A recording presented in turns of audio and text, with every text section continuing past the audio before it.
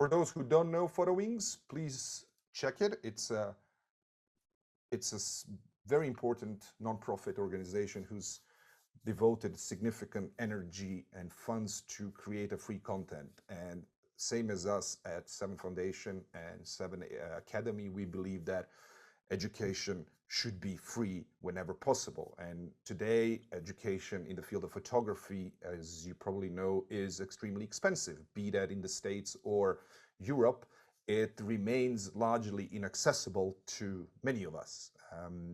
I was lucky to live and to study in a country where education is free, but there was no photo education. Anyway, today we are joined by Justin Stailey, Senior Manager of Product Development at Fuji North America. And today, Justin and myself, we will be talking about physics of photography. I think we try to keep artist talks and technical talks separated, just because it's easier to focus on one or the other.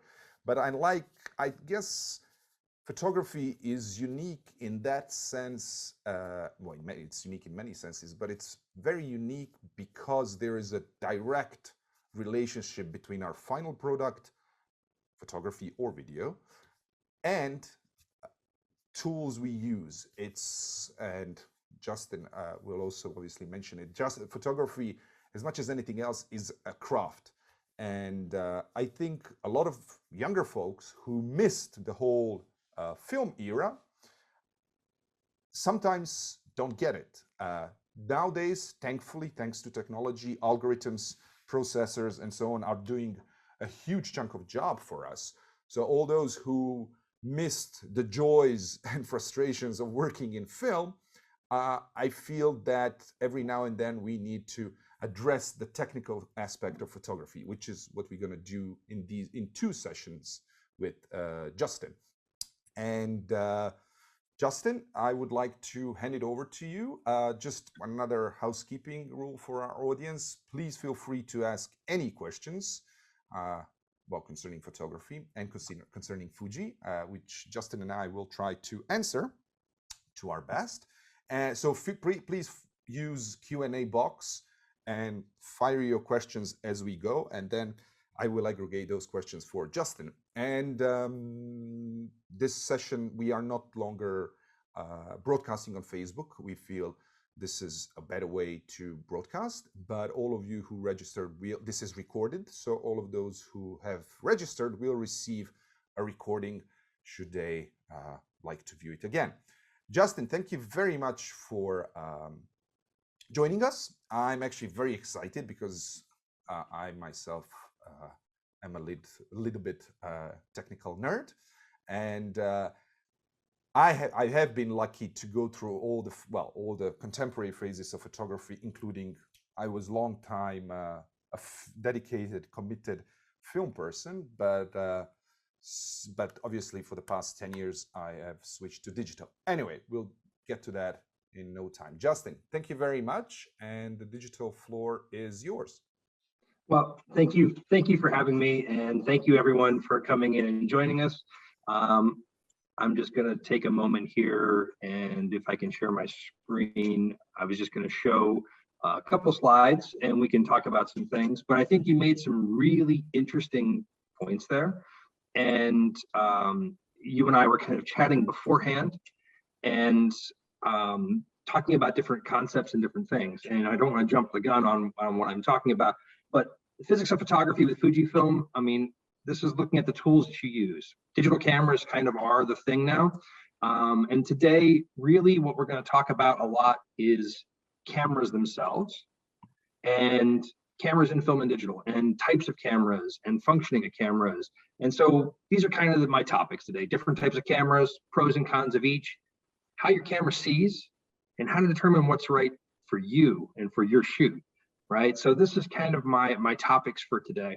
And something you said earlier, photography is a craft, and I truly believe that. I started photography in the 90s in film. I black and white zone system. I was taught by people that were taught by Minor White and Walker Evans and photographers like that in history. So I learned all of those things, all of that craft. And to me, that's really important. I use the word craft a lot. And to me, I use that term because to me, photography is a curious amalgam of science and art, right? There's science, the technology, the gear. It's knowing how to make these things work for you, knowing a certain film and a certain developer can give me really small, tight grain, or another developer might give me grain the size of golf balls. And how can I use that technology to do that? And in art is the creativity, right? And there's no right or wrong answer. There's no right or wrong mix. Beautiful art can come out of both. And if you look at famous photographers, Dorothea Lange, a friend of mine, was Dorothea Lange's printer after he got out of the Navy. And the migrant mother, the famous image of the migrant mother, that negative is so thin that he used to joke that it was through her sheer willpower that that image exists. That because her will and her desire to capture that and her passion and everything about her just made that picture come together and made it what it is. So that's really kind of where we're going and what we want to talk about. And I think the craft and some of the science talk, we're going to try to keep it at a nice level, a nice pace. And we've already got one of these scheduled in the books for next month on optics and lenses. So we'll talk about that a little bit, and that'll dive into equivalencies and some other crazy stuff that gets misunderstood and talked about incorrectly a lot. But today we're going to sort of dive in there and talk a little about types of cameras. And if we have questions, please dump them in there. Would love to hear them. I love back and forth. I love talk. So and debate and everything else. So if you have questions, if there's something you want to know more about, definitely we can bring it up in a future episode or a future conversation. But I'm happy to help in any way, shape, or form I can. Well, I have a question from Sure. the beginning. So this is the first time, by the way, that we are having a camera producer, well, representative of a camera manufacturer in front of us. So I'm just curious, and I apologize in advance if it's naive, but I like to be naive in some things. I'm just curious, how does this whole transition from, and obviously Fuji being a film stock producer, being camera producer, lenses, and the whole 360 degree company that manufactures everything that involves photography and video. I'm just curious how this transition was seen from your perspective, from large format. And I was a huge fan of Fuji quick loads for 4x5. And actually I sold all my 4x5 inches cameras as soon as you stopped producing the quick loads. So yeah, I blame you for that. I'm just curious, how does company, I was very sad. That was like truly sad, like really sad day for me, because it was one of brilliant inventions. Anyway, I'm just curious, how does this transition from film, from something that's very bulky, complicated, involves chemistry, alchemy, if you like, at some point, and transitioning to this to fully digital? I'm just curious, how does that look from your perspective? Is it just about advancement of technology and making money, which there's nothing wrong if it is, but I'm just curious from your perspective, how do you see this? I mean, that's to me really interesting. And us as a company is kind of unique because we're the only company that kind of had a foot in the chemistry and the science of silver photography. 1938 roughly is when they started producing. Fujifilm was one of the early names. Started producing black and white film and then color film. And it wasn't in the US, at least it wasn't until the 50s that they even had a presence in North America. And then 84 Olympics, Fujifilm took over the Olympic sponsorship that year. And then it sort of all changed where we started to come and have this different presence in at least the Western world. And it's really kind of interesting, but I would say us as a company is unique, right? We as a company are very diverse. If you look up Fujifilm and look up how many companies are under Fujifilm, you'll see that we still have lots of other companies and that we have pharmaceutical companies and we have chemical manufacturers. We make lots of things. We basically saw the end of film coming by the decline in sales. So around 2004 was the peak year of film. And then so falling off after that. And now, film total global production and global consumption is probably about 1%. of what it was in 2004. So it's a different game, different ball game. So how do you deal with that? How do you adapt and overcome? What we did as a company is took a lot of those core science that we had with coating technologies, so coating film, and took that into coating inkjet paper and coating sensors and doing all kinds of things. And so it just really, we adapted as a company and looked at different ways that technology could transition and be used. And I mean, we partner with lots of people. We have a really cool place that if you ever get to Tokyo, you can make an appointment and go in there and see it. There's also one in Europe and there's one in California in the US called our Open Innovation Hub. And it's kind of a little bit of a science fair, science museum, almost like a kid's science museum, except they don't want you to touch the stuff. And so usually I go in there and I get in trouble because I start touching things. But it's really about our core technologies and a lot of the things that we've done over the years and that we still continue to do and how it's used. And so we created these centers to build partnerships and to look for other companies that are looking for technologies. Just as a quick example, anyone out there remember the early flat screen TVs or flat screen monitors or even flat screen computer screens on a laptop, right? You had to sit right in front of it. If you sat at an angle and looked at it, it got dark and got hard to see, but you had to sit right in front of it. Well, now that's all changed, right? You can look at it at many different angles. Well, that's actually a thin layer of film that we developed that goes on there that helps to diffuse the pixels in the display to make the angle that you can view at increase. So that's just one example of the many things that we've done and that we do in everyday life. Touchscreens. There's actually a layer of film on a touch screen that makes it so that your finger completes the circuit, right? That's how those work. We have a lot of the patents on that kind of stuff, that we actually make the layers of film that go into devices that are used as touchscreen panels. So we've taken and transitioned some of that technology and thin layers of coating and chemical process and transition into other things. So the transition into pharmaceutical companies, well, we were making really pure silver for photography. We were making very pure dyes for color film. So what other uses of that? So having really pure chemistry, we started looking at making pharmaceuticals, making other things to make the world a better place. And if you have an Epson printer at home, the actual cartridges with your pigments in them, we actually make the pigments that are in your Epson printer. So there's lots of things that we do and that are different and touch lots of different industries. I'll try to find it. There's a really cool video that my European colleagues did 2 years ago or so on their 50th anniversary that talks about how Fujifilm touches your life every day by our technology and things that we do, whether it's X-ray technology at the doctor's office to photography to other things. It's really kind of backup camera in your car. A lot of that technology is things that we've done over the years. So it's really kind of a broad-based company. Got it. Sorry for the long-winded answer. No. I think it's in a way it's also a condensed history class of photography. Yeah. At least when it comes to technology. But it's really cool, and it's something that maybe we look at in the future. We can talk about is the way cameras respond to color, right? Yes. And looking at that, and we actually have engineers. The engineer, I've met the gentleman who developed Velvia 50 slide film and is responsible for the color palette of Velvia 50. Well, he works on our film simulations. So he's actually transitioned from working in a silver environment to now he consults and helps craft the way our cameras see color. Huh.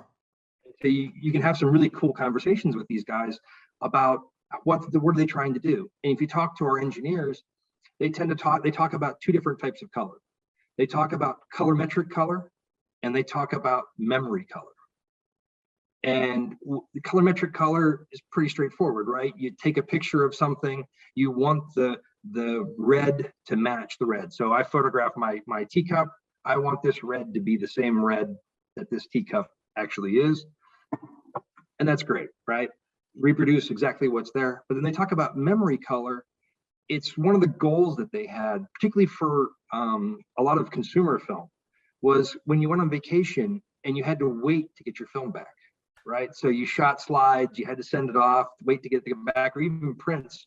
Unless you went to a 1-hour lab, you had to wait for it to come back. Well, how did your memory see it? How does your eye see color and light? versus the way your camera sees color and light. So they were always wrestling with this. And so a film like Velvia, right? Velvia always has those rich blue skies, the grass is green. And, you know, so that was kind of the inspiration for that film, was to that hyper reality was really more about how your mind sees it, how your mind sees the color and your memory sees color. So, you know, if you go on a vacation to Hawaii, the water's always blue, the sand is always beautiful white, the palm trees are green, the grass is beautiful green, right? All those things fit into play. And that was the intent of that kind of film. So having that knowledge transition into digital is just a kind of extension of the way the company works. Got it. So just to talk about the slide that you have on. So types of cameras. So Fuji, I don't know if you, even if you don't make film cameras anymore, correct? You're fully digital, right? Well, it depends what you consider an Instax camera. Yes, true. But So, I was more referring to medium format and so on. You're not making those anymore. So you currently, and for me that's most important, that's most interesting, but I guess it will be a long way to it. I was very surprised positively when you started making the digital medium format cameras, and I've been medium format shooter all my life basically. So I was very excited when you came up with the camera that it's only a little bit larger than, if that, from any other Canon or Nikon. So can you just guide us through in sense of where we are with the Fuji now and the formats and stuff? If that's what you had in mind with the types of cameras, of course. Oh, well, I mean, I had a little bit of all kinds of stuff in mind. I had a little bit of history in mind, and I had a little bit of just the way cameras work and the way cameras see. But we can definitely go down any path that we want to go down. But just as a conversation point, as a company, we kind of work in two different formats. And we have our X series cameras, which use a APS-C size sensor or Super 35 from the cinema world size sensor. You know, roughly in the neighborhood of 18 by 24. It's really, you know, 16 point something by 23 point something. It's just easier to think about it as 18 by 24 roughly. We make cameras in that size with the inspiration being small, lightweight cameras, right? They really were inspired by sort of, you know, little cameras like this guy that are small, little handy cameras you can always take with you, right? And cameras, since film used to be small, they've gotten bigger in the digital world. And so that's kind of our inspiration. So when we started from scratch with the X series, so it was roughly 10 years ago, the X100, it was last fall at would have been Photokina last fall. We showed a prototype at Photokina, and then about this time of the year, the camera actually came out in the market. And it really was inspired by a rangefinder type camera. And that camera honestly was a test for us. And it was, we had gotten out of cameras. We had some partnerships with some other companies prior to that, but we had gotten out of digital cameras. We made some compact cameras, some underwater cameras, some little point and shoot cameras, but we had kind of gotten out of the camera business. And we looked at it and said, well, we're going to try this. We're going to make this concept and see what the reaction is to it. And if it failed, if no one was interested, we were going to walk away and not do digital cameras again as a professional sort of revenue stream. But it was a raving success at Photokina. Everyone was loving it. And then so that camera came out, and that just started a whole line of cameras then around that. So we started introducing the X Pro 1, which was an interchangeable lens rangefinder type camera that has a viewfinder in it, and then XT1, and just it grew the system from there. So that was that smaller system. And our engineers sat and they thought about this system a lot. Having lots of experience, we made medium format cameras for years. We made 35mm cameras for years. We had a lot of knowledge. And so the size of a camera to us was important, and the size package of the camera. So the lens, the body, all of the pieces of it, right? How does it fit together? How does it work as a single piece? And so that became really important to us. So we picked that APS-C sensor format because not so much that would make the body smaller, but because it would make the lenses smaller. And so we picked that format.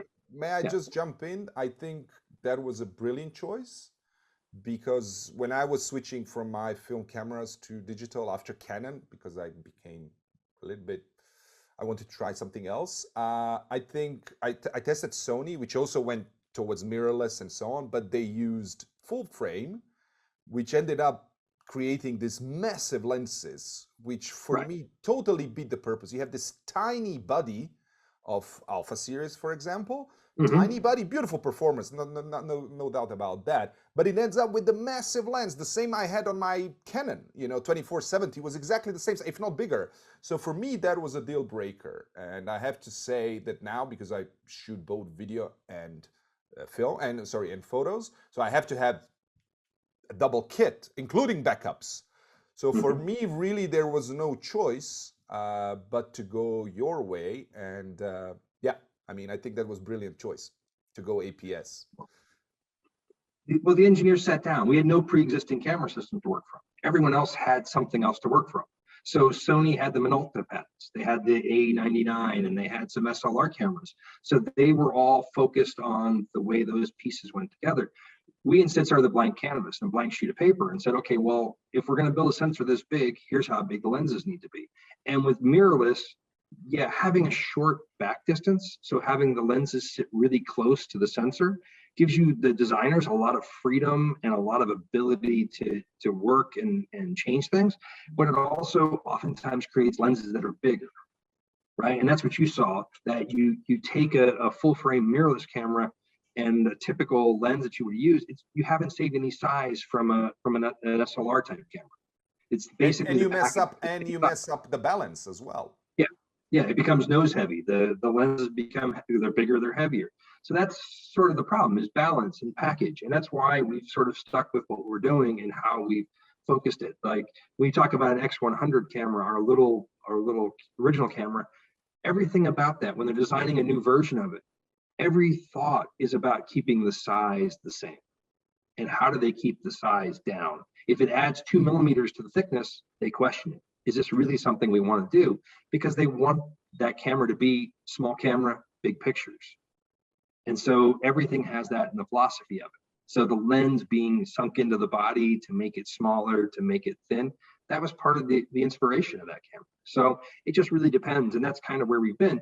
Well, so in talking and looking at other lines, everyone's been looking at full frame, so 35 millimeter based systems. Well, if we're talking about film, there was reasons why certain size films were made, right? And I can dive into the history of Edison and one of his guys and how starting a motion picture, and that's what started 35 millimeter film. And then, the couple different companies deciding over the years to take that frame that was running vertically in a movie camera and turning it sideways so they could double the frame size to make 35 millimeter. And then standardizing that, and then 35 millimeter suddenly emerges on the marketplace, right? That revolutionized the market. It allowed the camera to be small, lightweight, compact, go anywhere. Journalism, Robert Capa, Cartier-Bresson, famous photographers like that. That's what made what they did possible, as opposed to guys out there, with big things like this, right? Covering conflict during, the Second World War, Joe Rosenthal photographing the Marines raising the flag on Iwo Jima, kind of a thing. It was possible, but there was a different feel to the photography because the cameras were big. They were slower to use. They took more effort, where you had someone like, Kappa or Cartier-Bresson running around with a little Leica that could disappear into their jacket pocket and they could be gone. No one would even know they were there almost. They were these silent observers at different locations and different things. So this to me is all part of this history and part of what makes sort of knowing about this stuff kind of special and magical to me. And then you made large format, medium format. Yeah, well, we started looking at that. So back to that conversation, 35 millimeter to us didn't seem like there wasn't enough advantage, right? And because we're dealing with sensors now, we're not dealing with film. So there's not pre-existing sizes, there's not anything. You can, if you're willing to spend enough money, can go to any sensor manufacturer and get something cut custom. So there's no need to say, oh, well, we're stuck with this and we're stuck with this.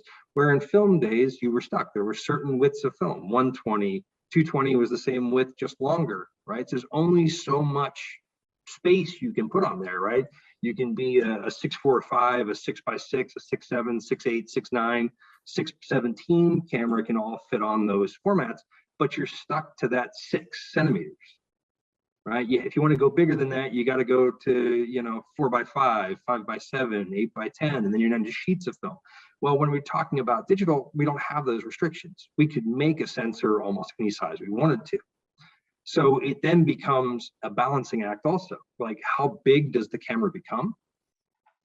And then how big do the lenses become? So we picked a sensor size of 33 by 44. So a 4:3 aspect ratio, which is sort of a classic aspect ratio. And it allowed us to produce some pretty interesting medium format cameras at a really interesting price. I mean, the new GFX 100S comes in at about $6,000 retail for a medium format camera. That's basically the size of a DSLR.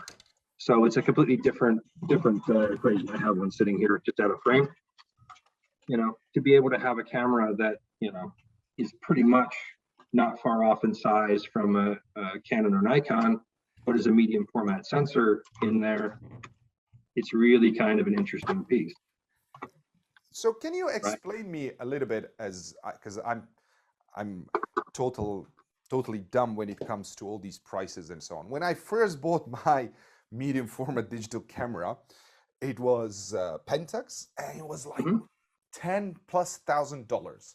So I want to know how come that, and I kind of know by intuition why is now cheaper than before, but I'd like you to sort of a little bit explain a little bit better, because it wasn't so long ago. We're not talking about 20 years, but like it's half the price, literally. So I'm just, and it's not only, it doesn't only concern Fuji, it does concern also other manufacturers, but in particular with Fuji, like how is it possible that we went from $10,000+ for a body that shoots medium format down to, well, depending on your model, but I think the cheapest one is what, $4,500, right, for the 50R or something like that, $5,000. So how did we? I need a little bit of clarification on that as a user, practitioner, and a buyer. Okay, so when you were dealing with a film-based system, so your Pentax 645 type camera, the body was mechanical, right? Yes. So there was a certain amount of cost associated with manufacturing that body, because it has shutters in it, it has lens mounts, it has electronics in it, it has all those things. But still, the most expensive component on that was still the sensor. Right. Right. Okay. So take any digital camera, the most expensive component there is physically the sensor for the manufacturer. Okay. Right. So that's the biggest piece driving cost. So when we look at mirrorless cameras, we have basically the only moving part in these cameras is the shutter. Okay. So the moving parts, the engineering all changes now. It's all a completely different piece. So there's less sort of mechanical stuff that has to be made to go inside of it. Once you get the IBIS unit figured out in that production, get the shutter figured out in that production, pay for the sensor to go into a box of some kind, and then it's about quantities. Right. So reducing the price has increased the quantity of sales, which so supply and demand. It becomes less expensive because the numbers that get sold into the marketplace. Okay. So, I mean, to me, it's fantastic. And that's always been our goal with the GFX, was to bring down the price of medium format back so that it was an accessible price point. Because it's our heritage. Our heritage is a lot of medium format cameras. We wanted to bring that back. We see a reason to have it. We see that, those large sensors do a lot of things for photographers.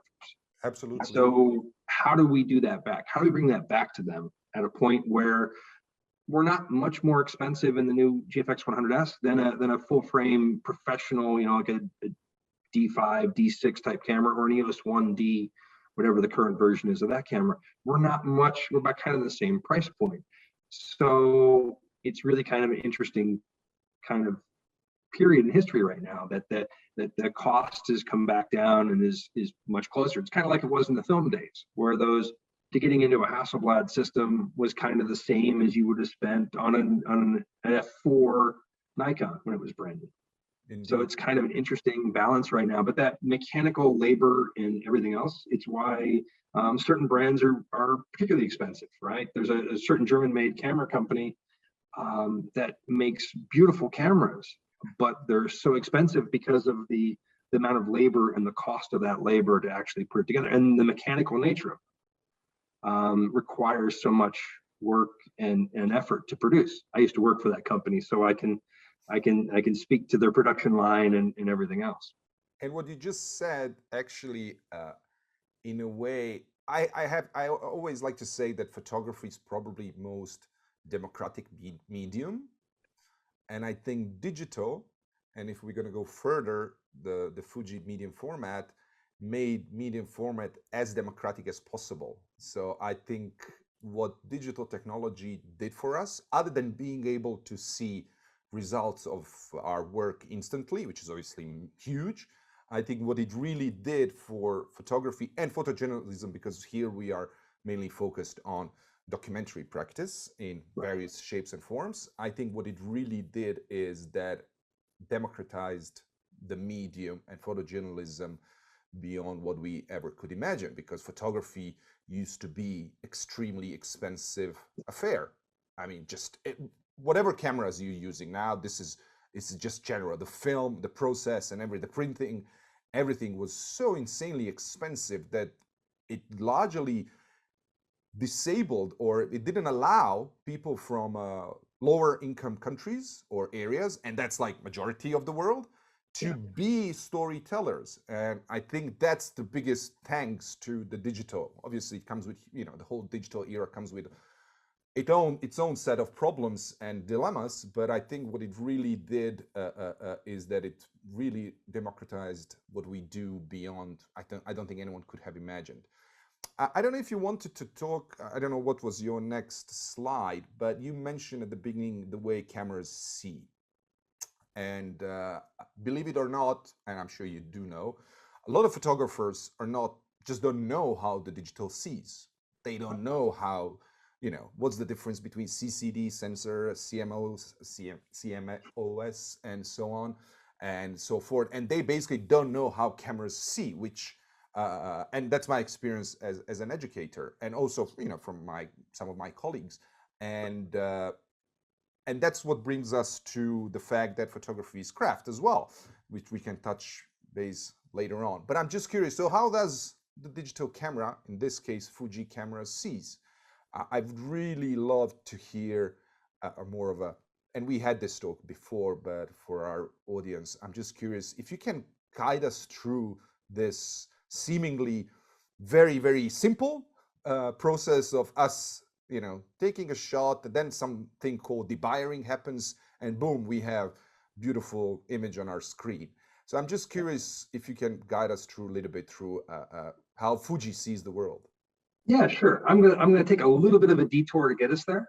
Please but do. I made some little illustrations and some little things about cameras, just trying to be expressive and try to help people think about this. So earliest cameras that were made, so if we go back to the 1830s, 1840s, daguerreotypes, and some of the early process, the view camera was sort of the camera, right? And so you had the lens, you had a bellows, you had some kind of way, and then you had a plate on the inside of it. And these cameras were sort of ubiquitous back then. They were big, heavy, hard to take around. You worked fast, so you had to be very intentional in what you were doing.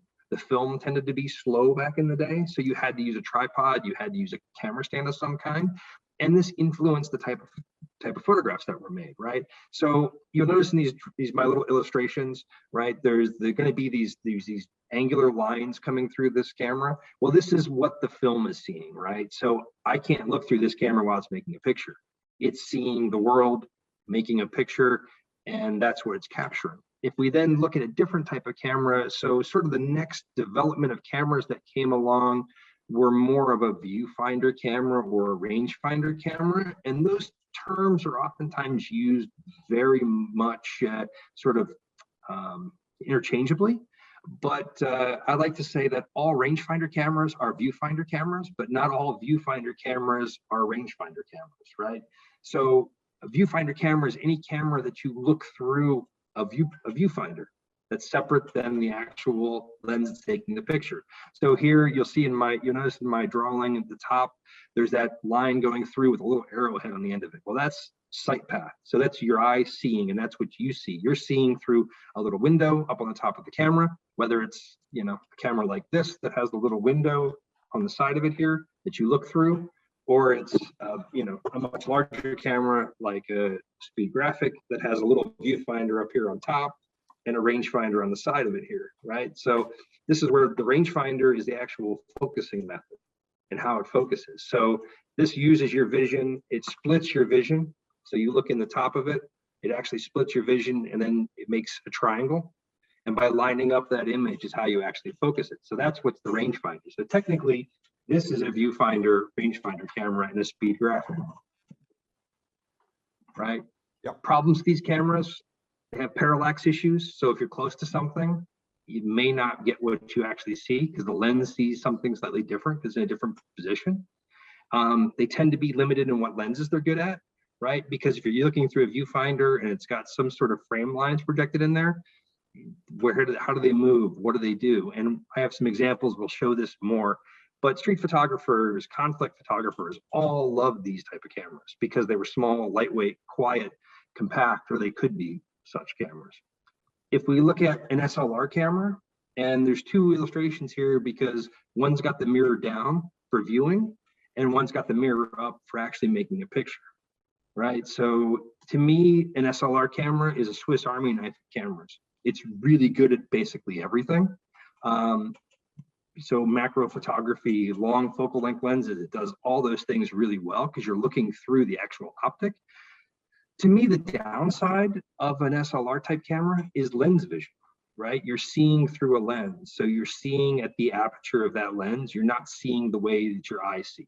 So with that rangefinder or viewfinder camera, and you'll see this in the illustrations later, is that you're seeing like you put a window on the world. So if you kind of take your hands and make a frame and look through it, that's the way a rangefinder sees it. It's just kind of cropping out a window. An SLR camera, you tend to get a little bit of tunnel vision because you're looking through a lens. You're seeing the world the way a lens is. And one of the things that oftentimes happens with young photographers starting out, or even more advanced photographers, they buy a zoom lens, right? Because SLRs are great with zoom lenses. You tend to look at a frame and go, what can I remove from this frame? How can I make it cleaner? How can I get rid of things? So you tend to zoom. Where with a rangefinder camera, you're actually seeing what's in your frame and what's outside your frame. And so you tend to think a little bit differently with those cameras. And to me, it's a more additive because you see things moving. You might see someone coming into frame, and that's why Cartier-Bresson loved them, because it was predicting those moments, predicting action, being able to see outside that frame. And if we look at, say, a mirrorless camera for an argument's sake, it's got two different light paths. So we have the light coming in through the lens, striking the sensor, and that giving a feed out to the EVF, to the electronic viewfinder, which is like, having a little TV in there. So it's seeing what the camera is seeing. So there's no issues with parallax, but we can do cool things with this. If you want to shoot black and white, you can see the black and white scene. If you see the exposure, so if you're in a tricky exposure scene or you're in the dark, the amplitude, the camera can see places where your eye can't see. There's not enough light for you to see, but looking through the camera can see detail because of the ISO, because of the way the system works. It really creates an interesting, different way of seeing the world, and really a WYSIWYG kind of experience. So you get to learn a little bit more. It's live view. So as you see something changing, you change the exposure, you see the effect in the finder. As it gets brighter, as it gets darker, what's going on. If we take this sort of one step further, we can look at these things. And the big picture is actually, I photographed the ground glass on that speed graphic. I set up a little scene, which is in the upper right-hand corner, of some flowers in my studio, and then photograph the ground glass to show you what the camera sees. So something here like this view camera, the image is actually upside down and backwards. And that's really kind of an interesting thing. It separates that composition in the subject from what's really there. And so it makes changes your brain. It's kind of like you're standing on your head doing yoga and looking at the world. And I remember the first time I saw this, I remember the first time taking an 8x10 Deardorff camera out in the field, setting it up, putting the dark cloth over my head and looking at the world through it. The world looked amazing. Everything looked beautiful, seeing it projected on this big television in front of me, basically. So it's really kind of cool. But these kind of things can change your perspective and change the way you think about things. I once had a photographer friend tell me, you know, he takes a print that he loves, makes a print of it, leaves it sit in the studio for a week. If he still loves it after a week, he then takes it and flips it upside down and leaves it in the studio for a week. If he still likes it the second week, when it's upside down and you can't really tell what the subject is, he thinks it's a keeper. So it's just some interesting little things that's the way a view camera makes you see the world. And if we look at like a rangefinder camera or a viewfinder camera, right, we have the image on the left where we can see the picture, we see the frame lines that are telling us what we're going to capture. But you also can see the softbox in there that's lighting the scene. You can see artwork on the background. You can see all kinds of things that the exposure of the picture doesn't give you in that scene, right? So we can see outside of our actual frame and how that looks and how that feels in the world, but nothing there in that frame is really sharp focused. The depth of field doesn't really apply to that because the way that those cameras see. So it's really kind of a neat thing, seeing outside that frame, you know, action, conflict photographers being able to predict what's going on, zone focusing, you know, potentially too with these cameras, being able to set them up to do different things. They're really kind of powerful tools for a lot of journalists. And just as we moved in then to SLR cameras, right, we had some cameras that were early SLRs that didn't have a prism on top. And so those are interesting because you actually see the image is reversed left to right on this. That in me making a picture of the ground glass on that camera, actually it's reversed left to right. So those can be a little tricky. So like a Rolleiflex camera is really cool. You can actually take and you can shoot on an angle and shoot perpendicular to you because you're looking down the top of the camera. But these are some of the things you have to remember, that those cameras are reversed left to right. You go to swing the lens and you swing it the wrong way as you're trying to frame something up. So it's just a different way of functioning and working that may or may not be good for you. And if we look at a mirrorless camera, you'll notice here that me photographing, sorry, this is not a mirrorless, this is actually a 35mm SLR camera. I'm jumping the gun here. You know, it's actually seeing that world and, you know, how it looks and where it goes. And you're seeing the depth of field, right? We're seeing through both screens that the depth of field of the lens, we're getting that lens vision, what's in focus, what's not in focus. And if we take this now and go to a digital world and go to a mirrorless camera, basically it's the same picture. So it's kind of redundant to have it, that what I was seeing in the finder is the same thing that I was seeing on the sensor when I took the picture. So it's really kind of an interesting way to see it. I can control that. I can do all of this in one easy step. And if I look at there, this just as an example, this is actually one of our mirrorless camera that I shot quickly, right? What you see though is the effect of the TV, right? Because the screens, the contrast ratios, everything that they do, oftentimes tones might be a little bit blown out. So the little bit of white on the tips of those flowers from the light really isn't as bright as the viewfinder may have made it seem to be, but you know, it's all stuff that I can recover, all stuff that I can get back if I look at it as an actual image. But you were talking about earlier demosaicing and the way that works, right? So, you know, all digital cameras, they have little individual photo sites. And those photo sites either see red, green, or blue.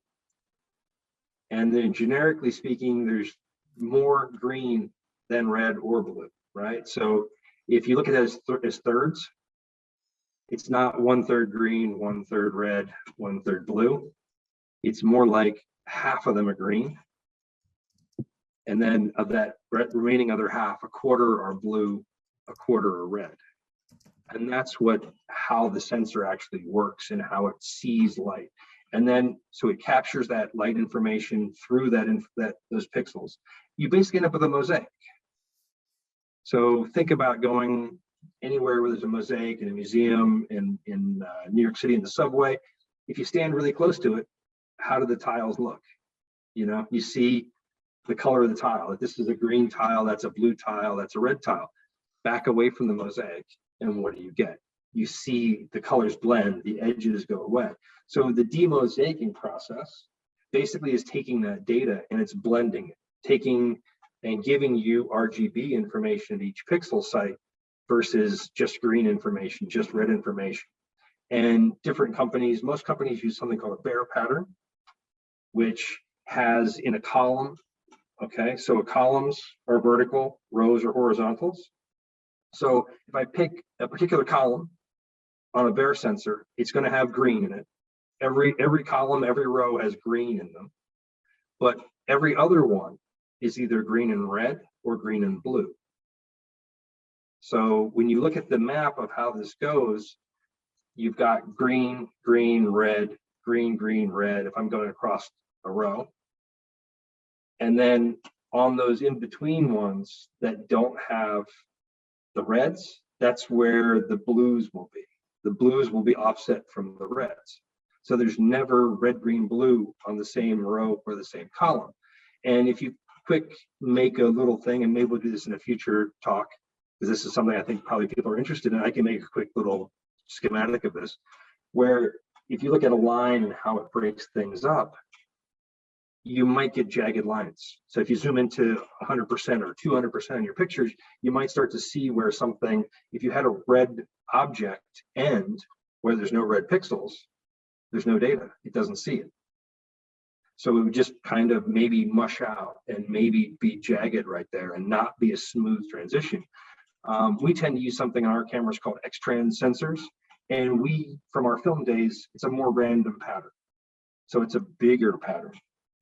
Bayer tends to be a 3x3 pattern. So it's a like a tic-tac-toe grid, basically, in how it works. Ours is more of a 6x6 to 9x9 square grid that we use to interpret that data and pull it off the camera. So you're saying that with your pattern, there's a little bit of less guessing or guesstimating, if I can use well, that's the right there's word. more scattered data. So we have on the Bayer pattern, there's red, green, and blue in every column and in every row. So we have more color information, more randomly scattered than in the even patterning of Bayer. So the hope and the intent is that because of that, the color resolution becomes higher. That's the hope of it. Got it. From our engineers, at least that's the hope, that they can take that more random color pattern to help reproduce and help be less sort of confused, make sharper edges in things, see more varied color than you can. And I think the way to show it is I'll come up with a graphic for next week, next month, actually, when we talk about lenses. I'll throw that in there because it is kind of important when we talk about lenses, is resolution and how much you can see. So it's only just one piece of the chain, right? A lens can resolve huge amounts of data, but if the sensor can't actually discern any data in that spot, it doesn't matter. It's not going to make anything on the sensor. So I think that's really important to talk about. And there's a question from Paul Marotta. Okay. Would like to talk about Fuji sensor aesthetic and how it sees. I'm just reading his question. Mm-hmm. So, excuse me. So we have to talk about Fuji sensor aesthetics and how it sees. I was out shooting with a friend many years ago, and we shot the same thing at the same time on the ocean front. And I said to her, "I like your palette better than mine. What am I doing wrong or differently?" And she said, "Nothing. Your problem is you're shooting a Nikon, and I have a Canon. Nikon colors are too saturated and dense and thick in their sensor.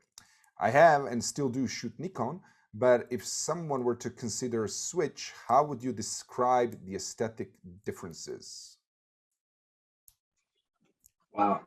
I mean, it's a $64,000 question. I can, do you mind if I take point on this one? Because take point on this one.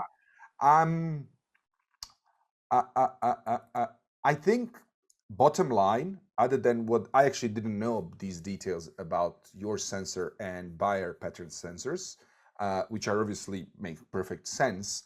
But when it comes to me, when it comes to my own choices, I have several criteria. And those I have to mention because even if they don't concern aesthetics, first for me, it has to be ratio between value and money, because we are all practitioners, we make a living out of this, and we have to take it into account. Second, equally important, which I mentioned before, is the size of the package. I find that because I travel a lot, well, except this year, when I'm grounded like most of us, but I travel a lot. So for me, the size of the package is, I would even dare to say, eliminatory aspect of my gear. I think whatever manufacturer you go for these days, the quality of images is right there. You know, they're all good. They're all going to produce amazing imagery from the technical point of view. But size does matter. And I think the size of the, like I said, the size of the package for me, it's basically eliminatory. When it comes to aesthetic difference, I think that's very subjective. And for example, I never liked, I've shot with Canon a lot. Then I tried Nikon. Now I'm with Fuji. I think it's very, I was with Pentax in the meantime. So I went through basically all the manufacturers there are around. So I think that's largely a subjective decision. So I don't think it's someone that, you know, something that can be like you know, on a brochure of camera manufacturer. So really, how would I describe it? When it comes to Fuji, I'm a current user of Fuji. So for me, I'm happy with it, and I'm happy what I can pull off the photo, the raw file.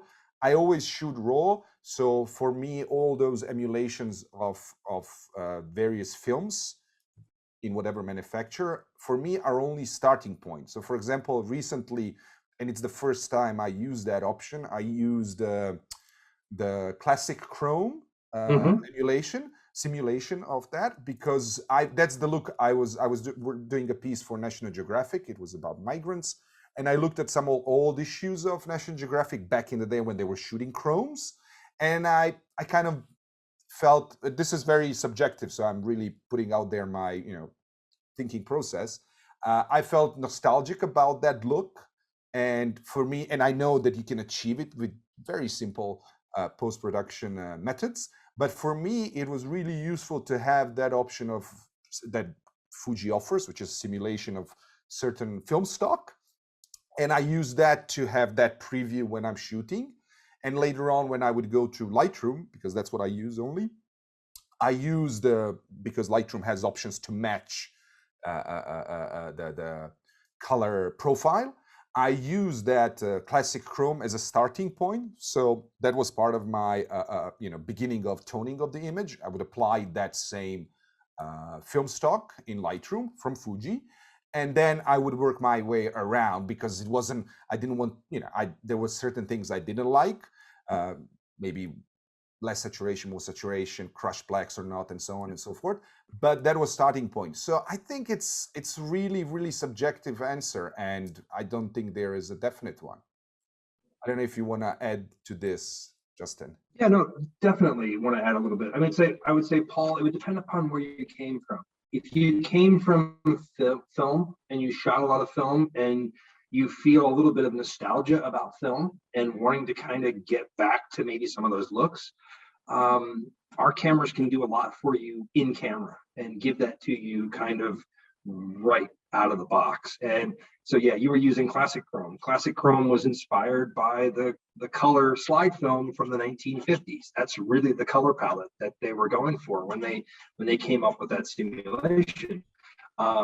Comparing that to something like classic neg, right? Classic neg, different color palette. It's a negative simulation, so the blacks aren't as deep, right? So like you're coming about classic Chrome, it's like a Chrome film. It can be very deep blacks to it. It doesn't have quite the tonal range that you might want.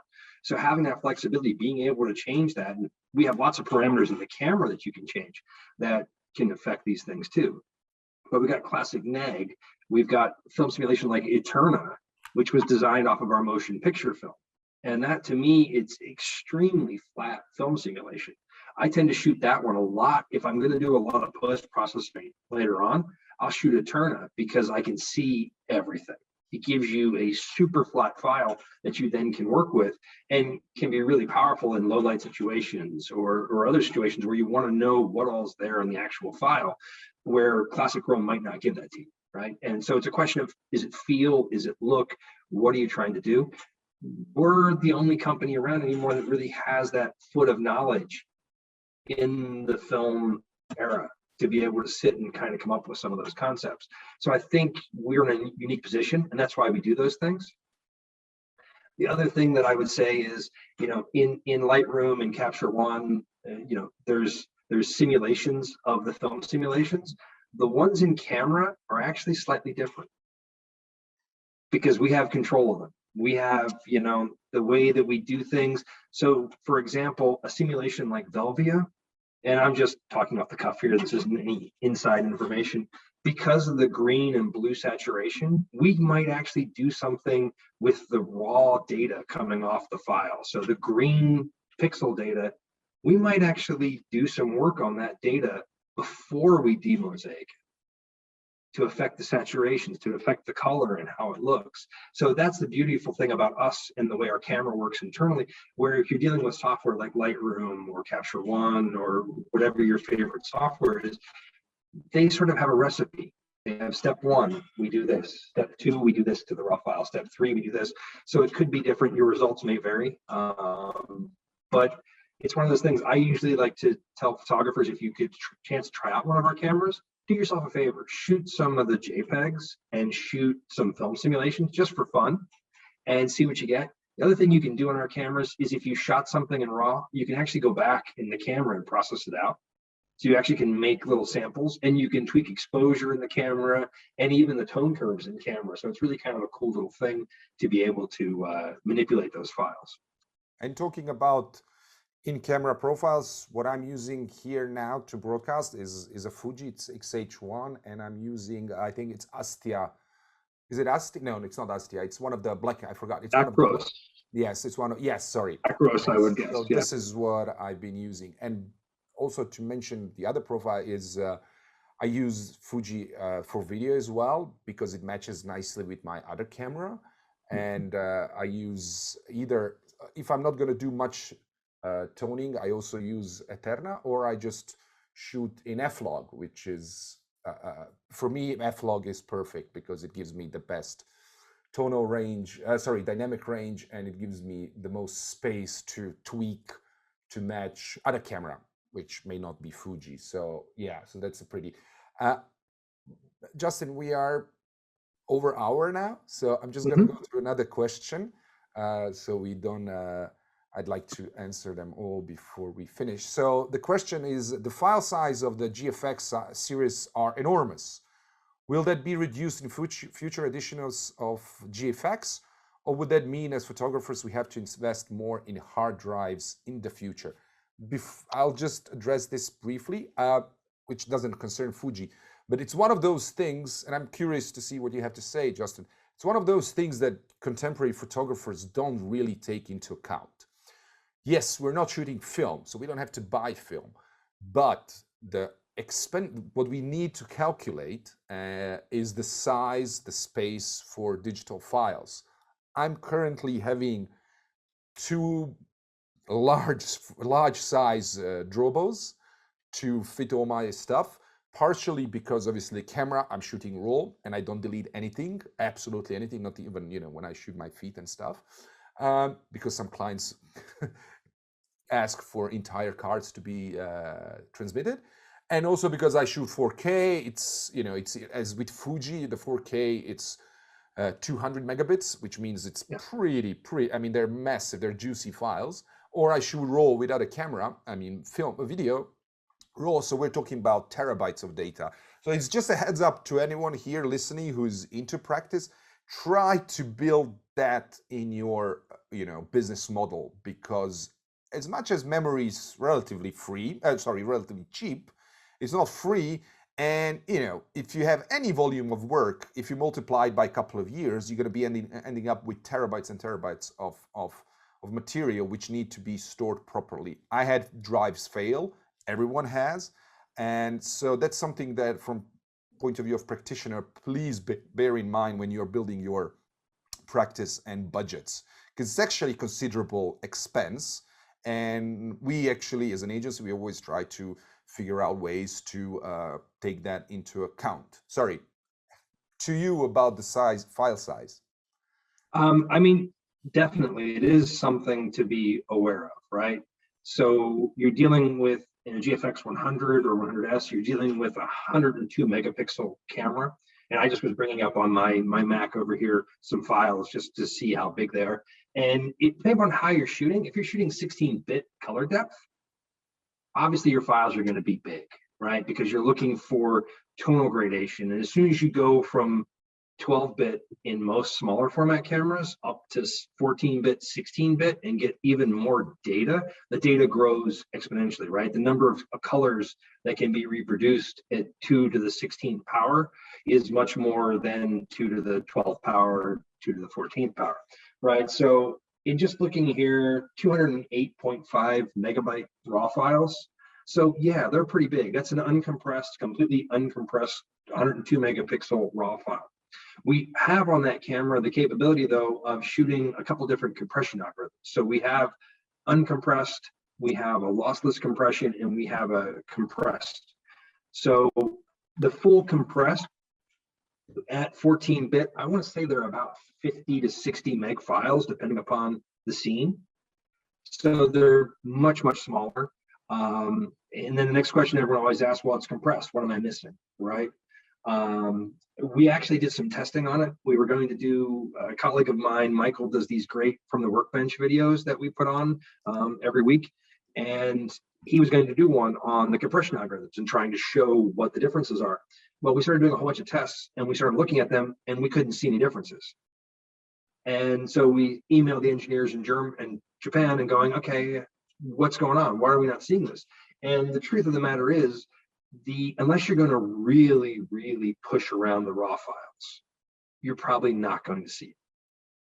So that's where you start to make the decisions at. That if you're a landscape photographer and you're taking a handful of frames, sure, shoot 16-bit, shoot uncompressed, because you're probably going to be stacking frames. You're going to be maybe stacking exposures, being multiple processing something to bring out sky. Not a journalistic environment. Journalists tend to shoot a lot more pictures. So I would say, as a journalist, feel free, set the camera uncompressed, whether it's full compression or a lossless compression. It's going to cut that file size down a bit, but it's a different beast. It's a different way of thinking. It's a different way of working. Memory cards, yeah, the technology's expensive. They're reusable. So that's a good thing about it. And hard drives, right? Hard drives are kind of our new processing and our new film. So, there's a cost associated with that side of it. But I would say don't hesitate to use some of the compression settings, because it can really cut down. I mean, a 50 meg file versus a 200 meg file, that's a lot of compression. And it really can save hard drive space. If you're working remotely, you can't download, you have other issues. You have an older computer and you're looking for ways to solve that. But 50 megapixel camera does sort of the same thing, and you can end up with about a 25 meg file out of a 50 megapixel camera. So it's unfortunate kind of the way the technology is driving, with more and more resolution, bigger and bigger files. But that's the question. Do you want the bit depth? Do you want the information? Or are you willing to let go of some of it? That's really the question you have to ask yourself. I personally always go for as the maximum what camera can give me, because I just want to get the max out of the camera. Having said that, and for all those pixel peepers outside, so much you can see when you're looking at 100% on your screen. That's not really real, because if your primary output is print, either prints or magazines, none of that is going to show up in the print. And trust me, and I printed massive size of pictures on inkjet, magazines of brilliant printing, as well as books. So none of those things that you peep on your 100% is going to be visible. So I actually never look at my pictures at 100%. because just it's not natural. But here's another. I think we have time for one more question from which it's a tough one. So it's from Rafael, and he's saying, I have always photographed with Canon or Nikon and had my first experience last year with Fuji, specifically the X-T3. I was really bothered by the X-trans sensor issue in low light situations. I started noticing color leaks between objects. And when I tried to edit the RAW in Lightroom, it was not possible. So I had to start converting the files in proprietary converter. And so I temporarily gave up on the X-T3, even though I love the size, lightness, and speed. I'd like to try the medium format Fuji cameras, but I still think that they are as big as the competing mirrorless and also a bit slow in sense of frames per second. So I'm just going to say one thing. Your issue with Lightroom was probably that you didn't update your camera raw converter in a Lightroom. So there are certain, depends on your version of the camera raw on your Lightroom. So that's probably that. For the rest, Justin? I'm going to jump in here quick. The other thing to check, Lightroom, unfortunately, depending upon when this was, exactly, Lightroom's defaults, particularly for sharpening and noise reduction, are generic settings. The first thing I usually do is make sure I get those sliders down to 0. They tend to apply a bit too much sharpening and a bit too much noise reduction to our files by default. That's something to check. The other thing is I would also look at other processors. Capture One, I think, does a better job in certain circumstances. Our medium format cameras aren't using X-trans. They're all using bare sensors, because the engineering X-trans for that big of a sensor just would add more cost to it. And we really didn't think that was necessary because of the resolution, because of the sensor size. There's some advantages there that we didn't think we needed X-trans to work on some of those issues. So it's a little bit different with those cameras. I mean, I would say to you with the question, I don't know which of the medium format cameras you've tried in our system. If you've tried the 50S, 50R, the 100 and the 100S are much, much faster. Their autofocus and the way that they work is faster. We're limited to about 5 frames a second. And that's sheerly because the amount of data we're passing through the system, right? That if you're looking at 200 megabits, 200 megabyte files, 5 of those a second, and start doing the math on it, how much data that actually is running through the camera, it's a lot. So that's kind of why there's that threshold limit on 5 frames a second on it. But depending on what you're doing, that might be fast enough, might not be fast enough for you. And if it's not, that's okay. It's maybe not the right choice for you for the system. And that type of camera might not be the right choice for you, where a 35 millimeter camera or a smaller format camera might be a better fit for that type of application. And now that Rafael mentioned Lightroom, what do you suggest as the best or most compatible raw converter, so to speak, in order to get the best out of your sensors? And I'm actually curious about that as well. We openly work with numerous manufacturers, so we pretty much have a fairly open door policy with anyone that wants to be able to work with our files. We will work with them. So I would say we're the closest with Capture One and with Adobe with Lightroom. That's probably our closest. From a professional standpoint, those are sort of the 2 industry standards there. But definitely those are the 2 that we're close with. There's a lot of other companies that we have relationships with that can work with X-trans files that do. Skyloom is one that I know that people love that software. But a lot of the other companies out there, as long as they can work with the X-trans files, yeah, they'll be fine for you. And just the last question from Simona. She is from London. And let me just read. So, hi, I'm from London. I'm on a quest to buy my second camera. Always loved my friend's Fuji. How would I go about trying to test the medium frame Fuji camera? And she's in London. Is there like a test run, or what's the